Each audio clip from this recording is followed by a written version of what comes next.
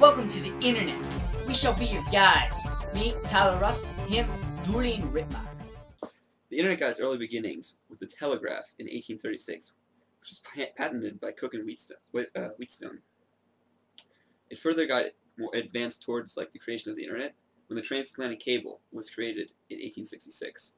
This allowed the first use of instant communications, and then with the transatlantic cable, the first use of instant communications across continents. Then in 1876, the telephone was patented by Alexander Graham Bell. This formed the backbone of the early internet creation and even some of the internet we use today. In the late 1950s, the Soviet Union launched Sputnik, the first communication satellite to make it successfully into space. In response to this, the Department of Defense formed ARPANET, a communications network that was supposed to transmit messages anywhere in the globe instantly. In 1969, the internet is officially born, when packet switching is created, which allows data transfer between machines. ARPANET is commissioned by the Department of Defense, and its first nodes are implemented in the UCLA in Los Angeles, and then later in Stanford, and the University of Utah, and Santa Barbara. In 1977, the number of hosts providing internet website support broke 100.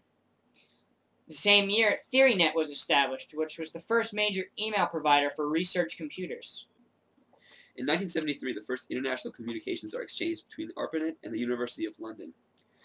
That same year, FTP, File Transfer Protocol, is established, which is how computers exchange data. The concept of Ethernet was also outlined in 1973. And a year later, Telenet, the first commercial version of ARPANET, goes public. In 1971, the first communication over the network of the internet was made. The same year, email was invented to provide easier way to send text and some files over the internet. In 1982, the first European network is established. It's similar to ARPANET. In 1983, name servers and domain names are introduced, which allow you to access sites such as Google.com rather than sites known as 123.456.79. Also in 1984, there are over 1,000 hosts on the internet. The power of the internet is realized by 1986. There are now over 5,000 hosts, and there are 241 news groups providing instantaneous news at any time of the day. 1 year later, the number of hosts more than quintuples. There are now 28,000 hosts. And the same year, NSFNET is created, which becomes the backbone of modern-day speed on the internet. With NSFNET, you can now browse or download or email at 56 kilobytes per second. In 1988, NSFNET upgrades to T1 connections and serves at a rate of 1.5 megabits per second. IRC is also developed in 1988, which stands for Internet Relay Chat, and allows you to exchange messages over the internet. In 1988, the number of hosts is over 100,000. In 1989, the first relay from the internet to a commercial carrier was successful. By this time, in 1989, there are over 300,000 hosts providing website support and over 1,000 news groups. In the same year, ARPANET, the original internet, ceased to exist. In 1990, Archie creates the first internet search engine. Also, the company called The World provides the first commercial internet access via Dialup. That same year, Commercial Internet Exchange is formed after restrictions on internet commerce are lifted. A year later, in 1991, the World Wide Web is created. Same year, NSFNET upgrades to T3 and can now do 44 megabits per second, and traffic on NFSNet passes 1 trillion bytes. In 1992, Multimedia was introduced. You can now share audio, pictures, and video over the internet. Mbone provided services to share these, which was released in 1992. In 1992, you can now officially surf the internet, as the term was coined. In 1992, there were over 2 million hosts on the internet and over 600 World Wide Web websites. In 1992, businesses realized the potential of the internet and started investing money in it. Well, the same year, Mosaic became the most prominent web browser of the time. In 1994, ARPANET celebrates its 25th anniversary. There are now over 3 million hosts, 10,000 worldwide websites, and 10,000 news groups online. Banks and shopping arrive on the internet, with retailers such as eBay first launching.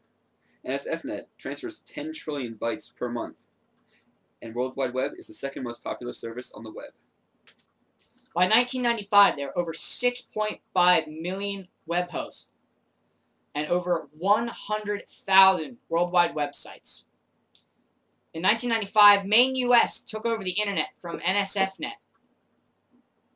In 1995, the World Wide Web becomes the largest use of internet traffic. Online dial-up now becomes majorly available to the public. This is also the point where NSFNET reverts back to being a research network. Same year, Java is invented, virtual environments, and collaborative tools are brought online. CompuServe, AOL, and Prodigy were the major email providers of the time in 1995. And Netscape became the leading internet-related company to go public. It was also the most popular web browser at the time. In 1996, Microsoft enters the internet, which starts the World Wide Web browser war between Netscape and Microsoft. In the same year, in 1996, there are over 12.6 million hosts of the internet and 500,000 worldwide websites. In 1998, Google was founded, which then goes on to become one of the largest companies in the world. A year later, in 1999, MySpace is launched, becoming one of the first popular social networks.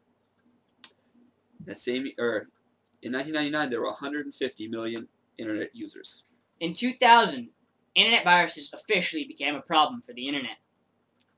In 2001, Napster, the original free file-sharing website, was shut down due to piracy issues. Piracy has started to become a large problem on the internet. The same year, in 2001, Wikipedia was created, a free, anyone-can-edit encyclopedia on the internet. By the 2000s, there were over 9.8 million emails sent daily. In 2005, YouTube is officially launched, the largest video sharing community on the internet. As of 2006, there are over 92 million active worldwide websites on the internet. We hope you learned something today. Thanks for watching.